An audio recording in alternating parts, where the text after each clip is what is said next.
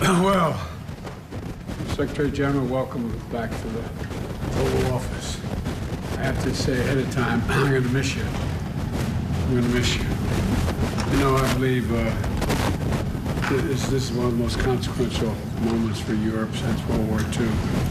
I think you do too. NATO was founded 75 years ago, and I think the lessons we've learned then and about standing together to defend and deter aggression have been consequential.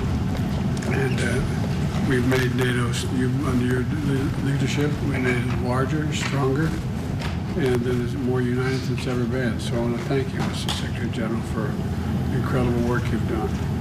Together, we're deterred further Russian aggression in Europe. I know we've welcomed Finland and Sweden to the alliance. And we strengthened NATO's eastern flank, making it clear that we'll defend every single inch of NATO territory. And John, it's a very important announcement to make today. A record number of allies meeting the NATO commitment to at least 2% of their GDP on defense. And in fact, the number is more than double since I took office, and I look forward to building it on all this progress next month when we have the 75th meeting here in Washington. And I look forward to our discussion today. I just want to thank you for being here. We got a lot to talk about, and I mean it sincerely. You've been great. I just wish you'd extend your term another 10 years. You're doing a hell of a job. Seriously. Thank you. President Biden, dear Joe, thank you so much for your warm words, and thank you so much for your personal commitment to NATO, to our transatlantic alliance. And also many thanks for hosting the NATO summit here in Washington, D.C. Next month. At that summit, we will celebrate the 75th anniversary of the most successful alliance in history, but also make important decisions for the future, not least on the issue and the importance of investing in our security. And today, we are able to publish new figures for defense spending. They show that across Europe and Canada, NATO allies are this year increasing defense spending by 18%. That's the biggest increase in decades.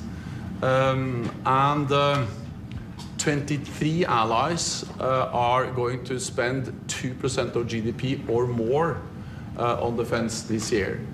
That's more than twice as many as 4 years ago, and demonstrates that European allies and Canada are really stepping up and taking their share of the common responsibility to protect all of us in the NATO alliance. It's also important for the United States to know that a lot of this money is actually spent here in the United States. Allies are buying more and more equipment from the US, so NATO is good for US security, but NATO is also good for US jobs. Mr. President, let me also thank you for your strong leadership on Ukraine, and congratulations on the bilateral security agreement you signed with President Zelensky with Ukraine. European allies are also stepping up and matching the US contributions to military support to Ukraine. And I expect that when we meet here next month, we will agree to have a NATO in the lead role in providing security assistance and training, and also that allies will agree to step up financial and military support to Ukraine. This will reduce the burden on the United States and strengthen our support to Ukraine. I think it's important to understand that the stronger our support for Ukraine is, the sooner this war can end, because the sooner President Putin will realize that he cannot wait those out. It is in support Ukraine is not charity, support Ukraine is in our own security interest, and therefore I welcome the strong commitment of all NATO allies to continue to support Ukraine.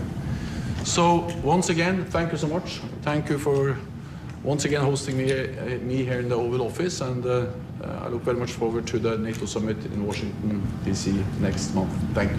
Thank you, Bill. Thank you very much.